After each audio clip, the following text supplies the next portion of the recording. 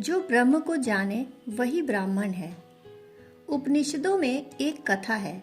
श्वेत केतु नामक एक युवक अपने गुरु के घर से वापस आया। उसने सभी परीक्षाएं उत्तीर्ण कर ली थी और उनमें विशिष्टता हासिल की थी। गुरु जो भी उसे दे सके उसने सब संजोकर रख लिया था और वह बहुत अहंकार से भर गया था।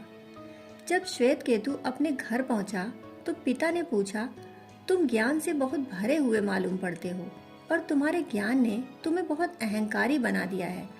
यह तुम्हारे चलने के ढंग से, जिस ढंग से तुमने घर में प्रवेश किया, प्रकट होता है। मुझे तुमसे एक ही प्रश्न पूछना है, क्या तुमने उसे जाना जो सबको जानता है? क्या तुमने उसे जाना जिसे जानने पर सब जान लिया जाता है? क्या तुमने स्वयं को जाना? श्वेत केतु ने कहा, लेकिन हमारे विद्यापीठ के पाठ्यक्रम में यह नहीं था।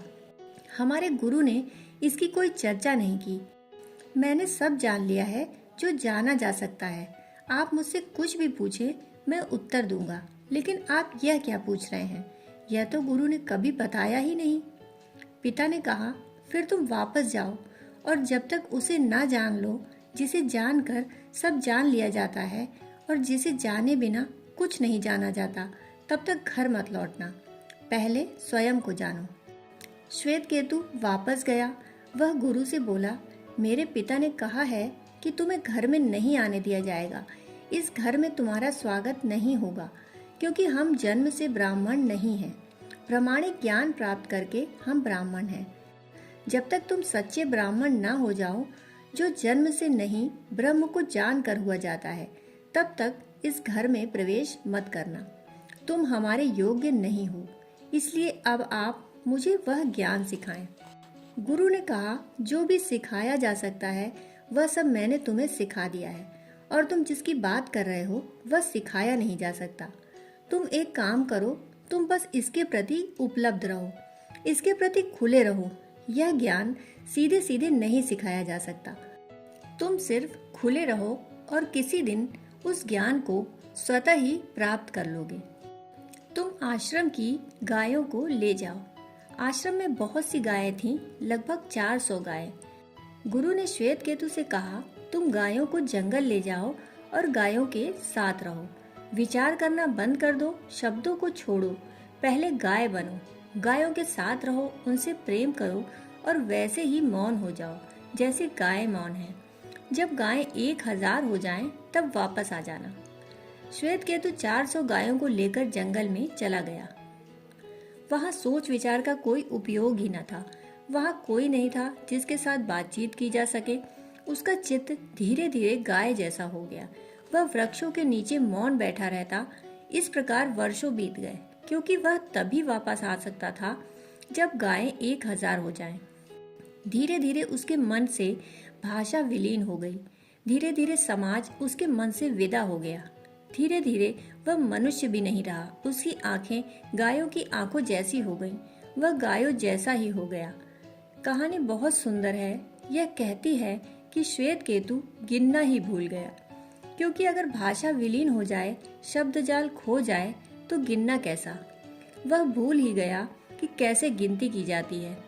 वह यह भी भूल गया कि वापस भी जाना है। आगे की कहानी और भी सुंदर है। तब गायों ने कहा, श्वेत केतु, अब हम 1000 हो गए हैं। अब हम गुरु के घर लौट चलें। गुरु तुम्हारी प्रतीक्षा करते होंगे। श्वेत केतु वापस आया। गुरु ने दूसरे शिष्यों से कहा, गायों की गिनती करो। गायों की गिनती की गई। शिष्यों ने गुरु से कहा, 1000 गाय हैं। गुरु ने कहा, 1000 नहीं, 1001 गाय है। एक श्वेत केतु भी तो है। श्वेत केतु गायों के बीच खड़ा था, मौन, शांत। न कोई विचार था, न मन था। वह बिल्कुल गाय की ही भांति शुद्ध, सरल और निर्दोष हो गया था। गुरु ने उससे कहा, तुम्हें यहाँ आने की जरूरत ही न थी। तुम अपने पिता के घर वापस चले जाते। तुमने जान लिया, प्राप्ति हो गई। अब तुम मेरे पास क्यों आए हो? तुमने तो प्राप्त कर लिया।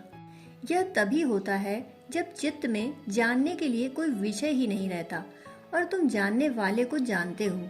जब मन विचारों से खाली है, जब एक भी लहर नहीं है, एक भी कंपन नहीं है, तब हम अकेले हैं, स्वयं हैं, तब हमारे अतिरिक्त कुछ भी नहीं।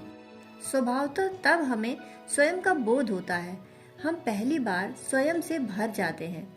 एक आत्म प्रकाश घटित होता है, आत्मबोध घटित होता है। ज्ञान दो प्रकार का है, विषयगत ज्ञान और आत्मगत ज्ञान।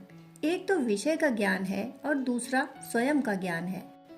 कोई आदमी चाहे लाखों चीजें जान ले, चाहे वह पूरे जगत को जान ले, लेकिन अगर वह स्वयं को नहीं जानता तो वह अज्ञानी है। वह जानकार हो सकता है, पंडित हो सकता है, लेकिन वह प्रज्ञावान नहीं हो सकता।